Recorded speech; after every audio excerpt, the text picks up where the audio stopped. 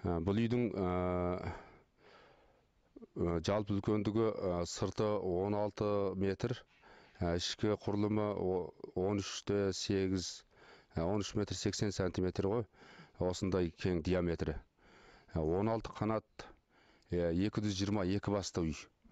Жалпы құрылымында бұл үйде басқа бетон, басқа мынау болат, темір істетілмеген.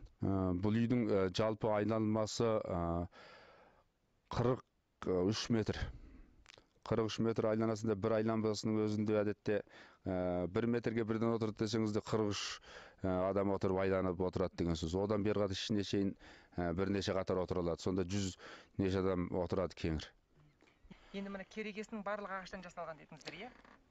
Бұл керегесі де бүтілдей ағаштан жасалған ғой. Бұл ерте кездерде мәселен талдан еді, екпе талдар бар, жабай талдар бар, содан алып істелген ғой. Ал мынаның енді осы оңай емес, осыншылық үйдің керегесі осыншылық енді жуан болмаса болмайды. Бұл енді үйдің керегесі енді екі түрлі болады ғой. Бұл жел көз, тор көз деп. Мынау үй енді осы тор көз ғой, бұның керегесі тор көз. Енді мына жел көз бен тор көз дегеннің қандай парқы болады мәселен? Бұның парқы мынандай үлкен үй болған. Мәселенге мынау бір тал керегенің өзін жел көз қылсақ бұның басы азаяды. Әдеттегі үйлерде көбінде жаңағы жел көз қылып жасай береді. Енді жаңағы өзіміздің отыратын 6-7 метрлік диаметр сондай үйлерді. Ал мына осынша кең үй болғандықтан бұны шоғым тор көз қылу керек. Тор көз болғаннан кейін бас саны да көбейеді. Үйдің мынау күші де мығым болады бұның. Мынаны не деп айтамыз кигіз үйді? Мынау енді керегенің қоспасы дейміз. Әрбір қанат керегені қосып тұратын жерді қоспа дейміз бұны. Мынауымыз басқұр. Анау өр жағынан бері қарата уықтың қарымынан бері қарата түскен жері бұны басқұр. Оның өр жағындағымыз андағы сол басқұрдың басы бәрі бірақ біркелкі басқұр осыдан.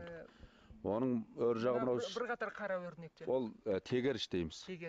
Мынау өңірлерде мынау уықтың қарымы дейміз. Тегеріштің өр жақтары енді сол кигізге салынған сол өрнектер. Арғатай сол кигіз мынау алдыңғы жағымыз жаңа туылдырық, астымыз туылдырық, оның үстіңгі жағында үзік жабылады. Мына тоқыған шиді не? Бұл орама ши дейміз. Мынау әртүрлі ши болған ғой. Мынау кейбіреусін өрнекпен орап шыққан мынау. Жіппен ерте кездерде өзіміз.